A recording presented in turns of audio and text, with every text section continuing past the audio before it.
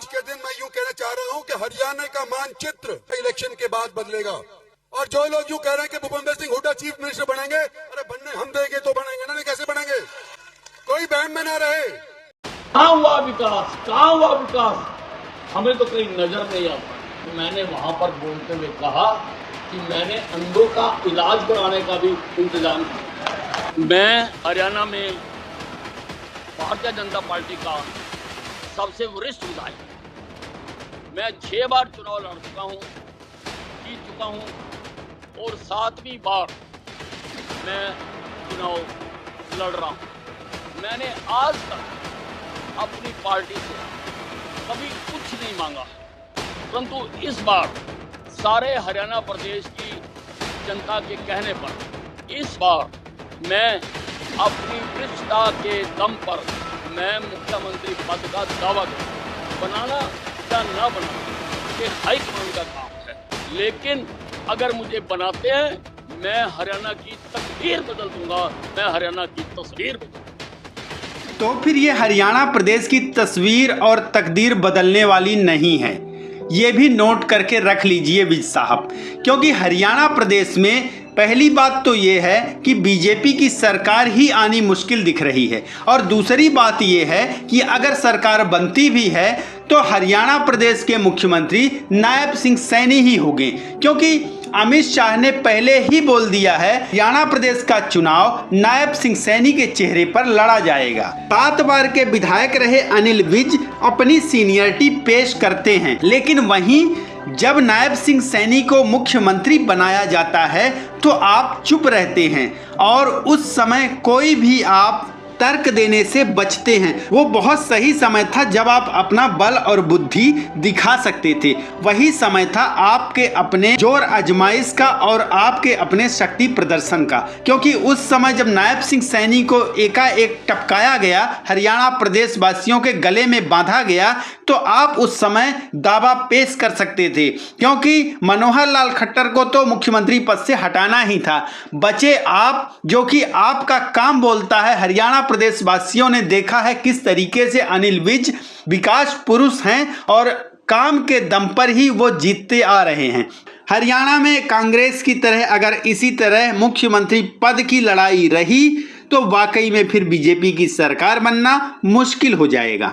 किसने कहा कि बीजेपी कभी भी मांगने से कुछ देती है? अगर मांगने से दी होती तो अब तक ढेरों सीनियर नेता हैं हर प्रदेश में, उनको क्या नहीं मिल गया होता, और बड़े बड़े सीनियर नेता आज हर प्रदेश में जहां बीजेपी की सरकार है वहां मुख्यमंत्री बन के बैठे होते।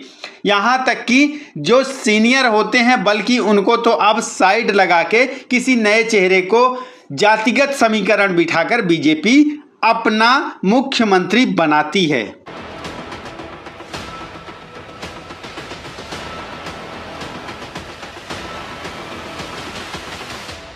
हरियाणा के पूर्व गृह मंत्री और अंबाला कैंट के भाजपा उम्मीदवार अनिल विज ने मुख्यमंत्री पद पर दावा ठोका है।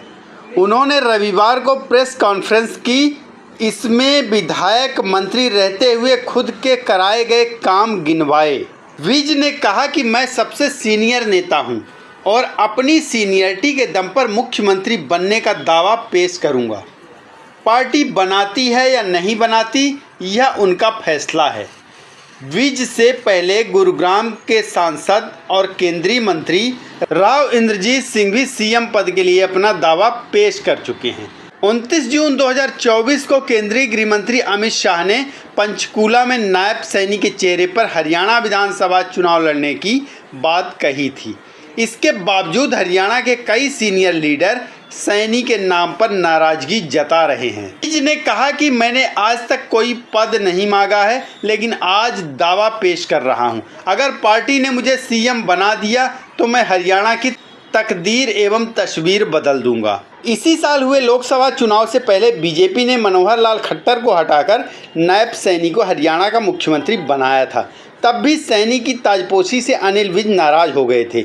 उनकी नाराजगी कई मीटिंग में खुलकर नजर आई थी। 2014 में भी सीएम पद के दावेदार अनिल विज हरियाणा भाजपा के वरिष्ठतम नेता हैं। यह अंबाला कैंट से 8 बार विधानसभा चुनाव लड़कर 6 बार विधायक बन चुके हैं और वह 9वीं बार अंबाला कैंट से चुनावी मैदान में हैं। साल 2014 की मोदी लहर में जब बीजेपी ने पहली बार अपने बूते हरियाणा की 90 में से 47 सीटें जीतकर पूर्ण बहुमत हासिल किया और सरकार बनाया, तब अनिल विज, रामविलास शर्मा और ओम प्रकाश धनखड़ सीएम बनने की दौड़ में थे। उस दौरान यह चर्चा भी रही कि भाजपा किसी जाट की बजाय पंजाबी चेहरे को मुख्यमंत्री बनाएगी। इससे विज की दावेदारी और भी प्रबल हो गई थी। लेकिन उसके बाद भाजपा ने अचानक पंजाबी बिरादरी से ही आने वाले पहली बार के एमएलए मनोहर लाल खट्टर का नाम आगे कर दिया। खट्टर 9.5 साल हरियाणा के सीएम रहे। अनिल विज उनके मंत्रिमंडल में पावरफुल मिनिस्टर थे। लोकसभा चुनाव 2024 से कुछ समय पहले भाजपा ने सबको चौंका दिया। भाजपा ने हरियाणा में 9.5 साल से मुख्यमंत्री मनोहर लाल खट्टर से इस्तीफा दिलवा दिया। उनकी जगह पर अचानक पार्टी के प्रदेश अध्यक्ष नायब सैनी को सीएम बनाया। तब चर्चा थी कि विज को कुर्सी मिल सकती है। हालांकि ऐसा नहीं हुआ। अनिल विज मनोहर लाल खट्टर की दूसरे टर्म की सरकार में गृह मंत्री और स्वास्थ्य मंत्री थे। जब खट्टर ने इस्तीफा दिया तो विज भी उनके साथ थे। इसके बाद नए सीएम को चुनने के लिए मीटिंग हुई तो विज अचानक बीच में से बाहर आ गए। तब से चर्चा रही कि नायब सैनी का नाम सुनने के बाद विज ने मीटिंग बीच में छोड़ दिया।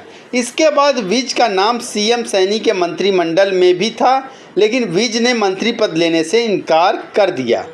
वे शपथ ग्रहण समारोह में भी नहीं पहुंचे। इसके बाद विज बार बार यही कहते रहे कि उनकी कोई नाराज़गी नहीं है। लोकसभा चुनाव के दौरान भी अनिल विज की नाराज़गी खुलकर सामने आई थी। विज ने कहा था कि वे अपनी अंबाला कैंट विधानसभा क्षेत्र के अलावा कहीं भी चुनाव प्रचार नहीं करेंगे, अंबाला कैंट से कमल खिलवाएंगे। इसके बाद विधानसभा चुनाव को लेकर बीजेपी की प्रदेश चुनाव समिति बनाई गई थी। उस लिस्ट में अनिल विज का नाम नहीं था। इसके बाद विज रातों रात दिल्ली पहुंच गए। यहां उन्होंने केंद्रीय मंत्री और प्रदेश चुनाव प्रभारी धर्मेंद्र प्रधान से मुलाकात की। उसके बाद भाजपा ने लिस्ट में संशोधन करते हुए विज का नाम शामिल कर दिया था। गृह मंत्री अमित शाह ने हरियाणा विधानसभा चुनाव को लेकर बड़ा ऐलान किया था। पंचकूला में वर्करों की मीटिंग में अमित शाह ने कहा कि भाजपा यहां किसी की बैसाखी पर नहीं चलेगी। भाजपा नायब सैनी की अगुवाई में अकेले पूर्ण बहुमत प्राप्त करेगी। शाह ने संकेत दिया कि अगर हरियाणा में भाजपा की सरकार बनी तो नायब सैनी ही दोबारा मुख्यमंत्री बनेंगे। हरियाणा चुनाव के बीच केंद्रीय राज्य मंत्री राव इंद्रजीत ने सीएम कुर्सी पर दावा ठोक दिया है। राव इंद्रजीत ने इशारों में कहा कि यहाँ की जनता चाहती है कि मैं सीएम बनूं। अगर यहाँ की जनता ने भाजपा का साथ ना दिया होता तो मनोहर लाल खट्टर 2 बार हरियाणा के सीएम ना बनते। इस तरीके से भाजपा में अब सीएम पद को लेकर भी खींचतान मची हुई है। सीनियर लीडर हैं, कई सालों से उम्मीद पर बैठे हुए थे कि मुख्यमंत्री की रेस में उनका भी नाम आएगा और बीजेपी की सरकार बनने पर वो भी मुख्यमंत्री बन सकते हैं। लेकिन बीजेपी तो अलग से ही किसी ऐसे चेहरे को मुख्यमंत्री पद दे देती है, मुख्यमंत्री बना देती है जिसकी कोई भी आशा उम्मीद नहीं रखता है।